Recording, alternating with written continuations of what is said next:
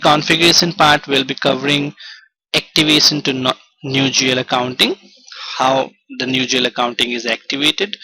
So next is ledger, which includes number of different configuration steps within it, parallel accounting, document splitting, documents view, and then the segment. So we'll cover each of these different topics which has number of configuration steps in them.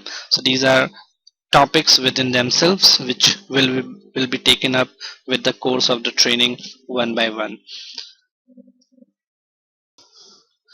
So moving up with the first configuration step, that is activation to new GL accounting. For new implementation, new GL is a default setting for all the new installations in the SAP system. So if you are going for any of the new implementations, you don't have to activate the new GL. The new GL will be already active as a default in the installation part, as SAP has made it mandatory that from further on the new GL will always be active. But if we talk about for existing clients, in case of existing clients needs to activate the new GL, but for which this they needs to go through the migration project.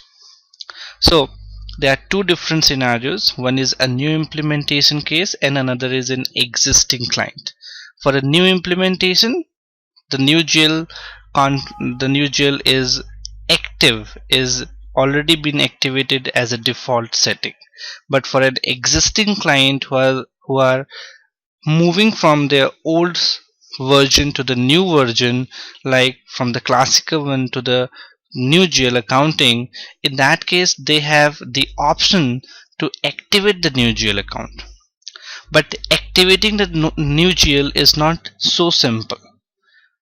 For migrating from an old version to the new GL, they need to go through a migration process, and that migration process is termed as a migration project in itself, where the old version data is migrated to the new software with a lot of migration activities.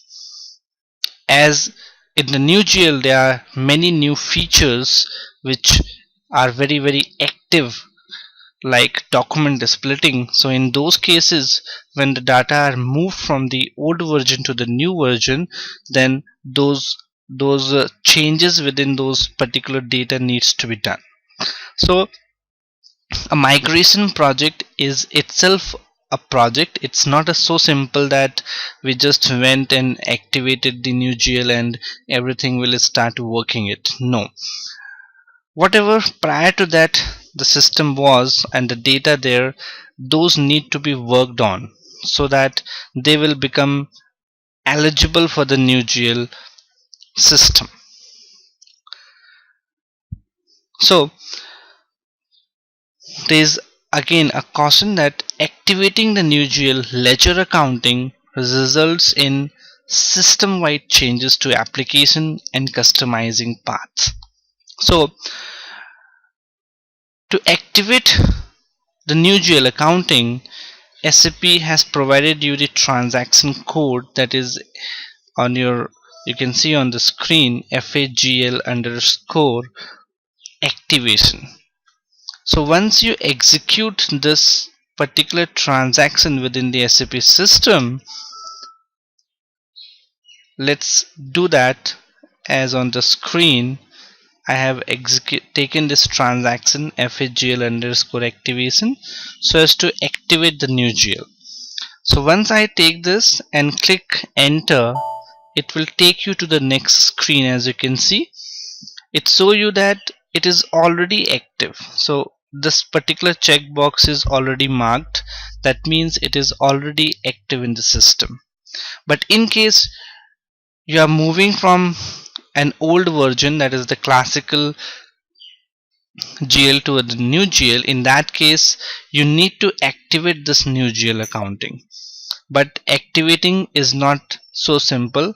For that you need to go through a lot of different activities, and activation is the last option. So this particular transaction is performed at the start of the course to enable you to explore the new functions, as we did. But when we talk about in practical scenarios, in practice, the executing this particular transaction, that is FAGL underscore activation, that we just uh, executed on the screen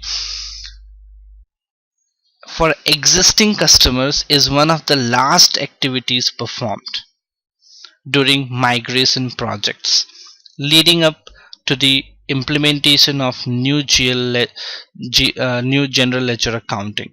So this particular transaction, for learning perspective, we execute it at the beginning so as to have a look of the different functionalities. But when you do it in the practical for an existing client, this is one of the last activities which has been done while moving to the new GL accounting. So just to show, just I have shown you the how it works. So you can execute this particular transaction, and as you execute this transaction and you check box, this will not be checked when you will be activating it. So you need to select this out and you need to save the screen, and once you will be saving the screen again, the request number will be generated for this. And once the new GL becomes active, many of the new tables get generated into the SAP system. So this is the first activity which you need to do for configuration of new GL accounting. But for an existing client, as said, this is the last transaction after completion of new GL migration project. This activation trigger, this particular the checkbox over here, this activation indicator is always done at the client level. So when we activate the new GL, this is activated for the whole client. It cannot be done for one particular company code. It will always be done for the whole client. That means what are the different company codes it has, it will become applicable for all the company codes. Activating new GL results in wide changes to the customization path and table structure. So once you activate this, you will find that if you go to the SPRO transaction to the path, after executing or activating the new GL only, you will find that this new financial accounting new, then if you expand this, you will find financial accounting global setting new, global general ledger accounting new, consolidation preparation new. So this new mark which is coming up is always comes up when the new GL gets activated. If the new GL is not active, in that case it will not be there, but it will be only financial accounting. So activating new GL results in wide changes to the customization path and to the table structure. So you can see the path over here on the screen. A lot of different in different modules there are different changes take place. So the path keeps changes from to some extent. More or less it remains the same, but there will be some amount of changes to the path, as we have just checked for financial accounting that the new has been taken up over here. So the path for the new general ledger accounting is added to the existing customization path, as we can see on the screen. Now talking about the different table which take place once the new GL accounting gets activated. Classical GL accounting path is already there. This financial accounting is related to your classical GL, whereas financial accounting new refers to your new GL accounting. Even if you want, you can execute a program, and you can see even that the different if you want to hide this. Suppose for example I have activated the new GL accounting, and now I want this classical path to be hidden from the screen, and the new path should only be reflected. I don't want these two financial accounting reflecting to me. I need only one which is relevant for me. So what I can do is I can hide the one which is not needed, which belongs to the classical GL. So that can even be hidden with the transaction SE38. SE38 is to run the program. So we need to run a program, and once we run that program, this particular part will be taken off. So the classical path will not be there anymore in that case. So let's execute the program SE38, and the program name. So the program name is RFAGL underscore SWAP swap underscore IMG underscore OLD. So once we took this program and we execute it, so it asks you activate old OMG or deactivate old OMG. So what I want is I want to deactivate the old path. So once we have selected the option over here, deactivate old OMG, we can go and we can execute the part over here, and once we execute it, you can see now setting was saved. That means the changes has been taken place. So once you have done this particular program has been run, you can go back and check the SPRO, that what are the changes in the path has been taken place. Going to the reference IMG, and now you can see that earlier there was financial accounting and financial accounting new. Financial accounting was related to the classical GL, whereas financial accounting new is related with the new GL accounting. So what happened is once we executed the program, the financial accounting path has been hidden from the screen.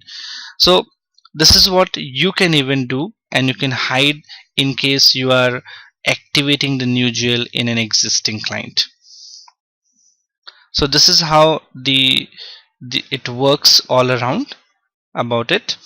So you have to take care that if you already use classical general ledger accounting in your production system, you need to perform the migration of data to the new system before activating the new GL.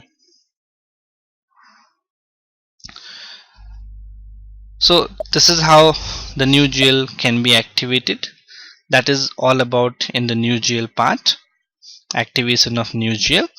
Now moving to the next step is ledger.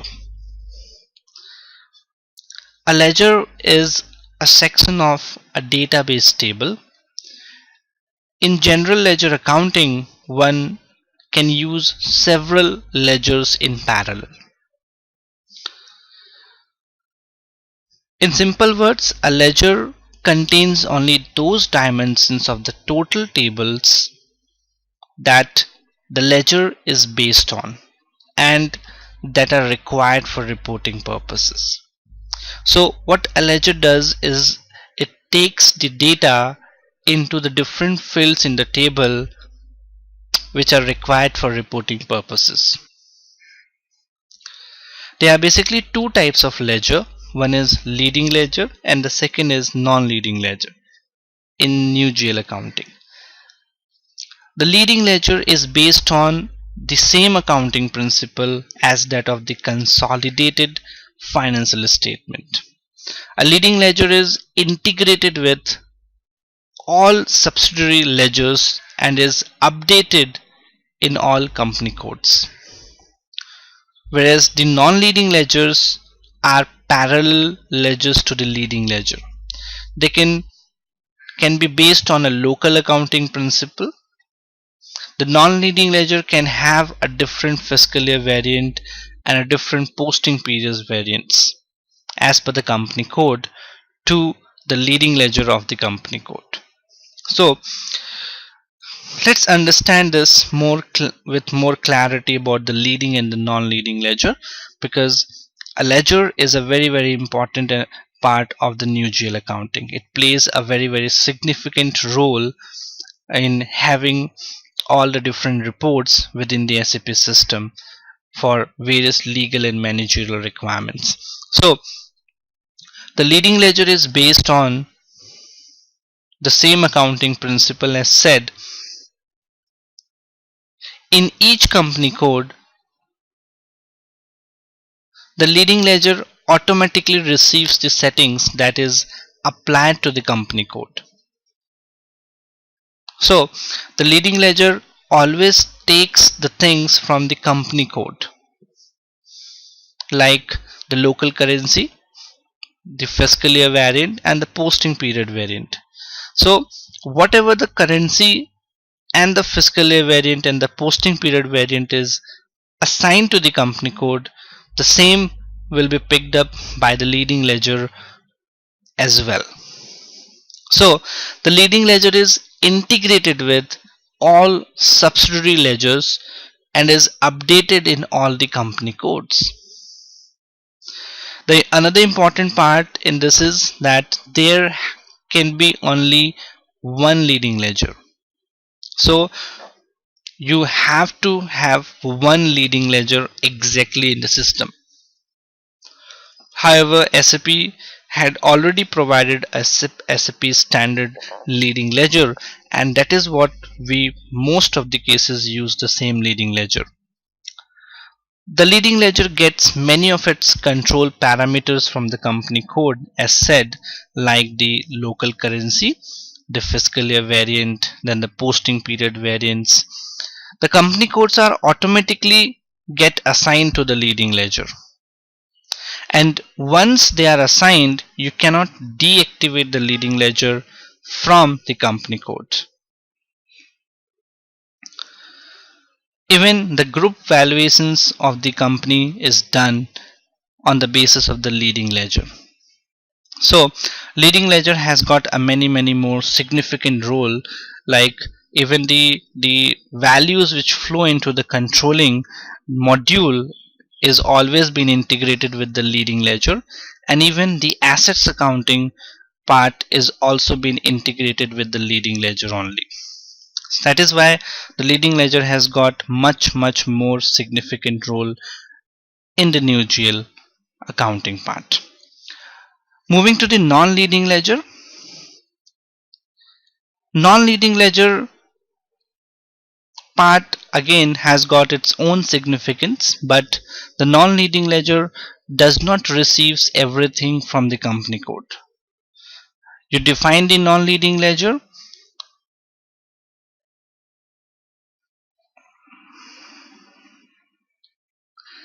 then once you have defined the leading ledger into the SAP system,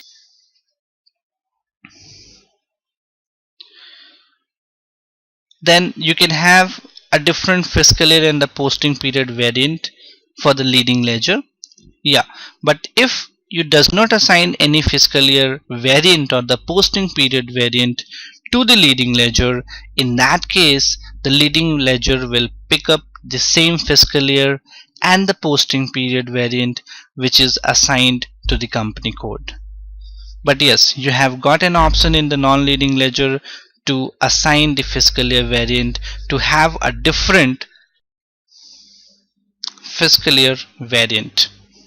So we'll see furthermore when we will be doing the configuration of this leading ledger and the non-leading ledger, and we'll see what are the different things coming up in it. So I had discussed leading ledger. In GL, one ledger is assigned the role of leading ledger. There can be only one ledger as a leading ledger, and it is a must. The group valuation is usually done at the leading ledger. All company codes are automatically assigned to the leading ledger, and cannot be deactivated. The leading area of asset accounting, that is area 01, is posted to the leading ledger. The controlling module is integrated to the leading ledger, and all the company codes are automatically assigned to the leading ledger part once you have done the configuration, and you cannot deactivate once it has been activated. So this is all about the leading ledger, about the ledger and the leading non-leading ledger part. So moving on to the configuration steps. The configuration steps as on the screen. First we need to create the company code, then define ledgers for general ledger accounting, define currencies of leading ledger, define and activate non-leading ledgers, assign scenarios and customer fields to ledgers, define ledger group, then maintain fiscal year variant and assign company code to a fiscal year variant. So we'll moving with the first config step, that is create company code. The company code is an organizational unit used in accounting. It is used to structure the business organization from a financial accounting perspective. A company code in a general term refers to the legal entity in SAP. So in normal words, we talk about company, which is a legal entity. The same is termed as company code into the SAP system. So a company code is a very important part in the SAP FICO module. Now the path is there on the screen. As you can see, we need to go to IMG, then to enterprise structure, definition, financial accounting, and then edit, copy, delete, and check company code. So let's see how we can create a company code into the SAP system. So we'll be going to define the company code. Now clicking over here will give you the next screen. Now over here, to double click on the edit company code data. These are the different company codes which are already defined in the system. Now we will be going for 1200. So you can see that there is no 1200 code already defined, so we can use the code 1200 over here. So we'll go back to this. Now we'll click on the new entries. Now you can define your company code. A company code is basically a 4-character alphanumeric code. So you can have 1200, or if you want you can have a different code like IBM as well. So it's up to you, whichever you want. I would be going for a numeric code because a numeric code is what is preferred. So naming it as IBM LLC. Now again you can fill the address over here, like I fill it as Texas. Then the country, as we can have checked, US. The currency could be USD. Now in case you have any doubt, you can check over here with this particular symbol, or you can click on F4 on your keyboard, and if you click on F4 it will give you the list of countries in which you can select. So you can see there is a US, United States. In the same way you can check for your currency as well. Again F4 on your keyboard. So you can check over here as American dollar as USD and select that. For language you can go with this or F4 in the keyboard. This will show you your language preferred is English now. So we'll select English over here. Now we can save this. Now as already said, a company code is basically a legal entity. So these are not only the details would be needing. When you save it, it will come up with a new pop-up to fill further details. So is your legal entity a company or a doctor or a Mr. or Mrs. or what? Or you can put up a blank as well. So if it is a company, we'll select company. Now we can name it as IBM LLC. You can have a search term for this as well as like IBM. You can fill the address over here. Address is optional, but you can see this tick mark over here in the country. This is a mandatory. Wherever you will feel that a field has been ticked, it means it is a mandatory field. You need to fill that. It's a must. So suppose I fill it over here as like 2020. This is now the city could be Texas. The country I can go for selection options.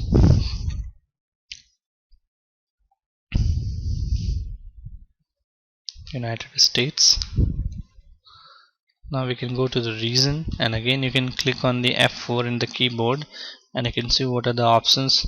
Cities, uh, it gives you as an option. So you can see these are the different options where Texas is also there in it. So you can select on Texas, and the region has been taken up over here. Apart from this, these are the below details which you need to fill if you want. Otherwise you can skip this detail as well. So you can select the telephone number, you can fill the mobile number, fax, email ID, and all other things. If you don't want, you can go to the enter in this tick, green tick over here. That will take you to the next. Means the details have been filled, means the company code has been created, but you need to save whatever you have created. So we'll go for continuing it. Now you can see the data was saved, means your company code has been created. So you have created your legal entity in the SAP system. You can see that IBM LLC is there in it. So we are done with the creation of company code as on the SAP system. Even you can refer the this particular creation of company code to our enterprise structure video, in which we have covered the whole enterprise structure, how a company is defined, a company code is defined in the business area and the credit control area, and so you can refer to the enterprise structure, because once we are done with the new GL accounting, you are supposed to configure the enterprise structure in the SAP system as well. So that is about the company code. We'll move to the next configuration steps in the next training session. For today's training session, we will be putting a hold over here, and we'll request you to practice this all in the SAP system. We'll see you in the next training session. Till then, take care.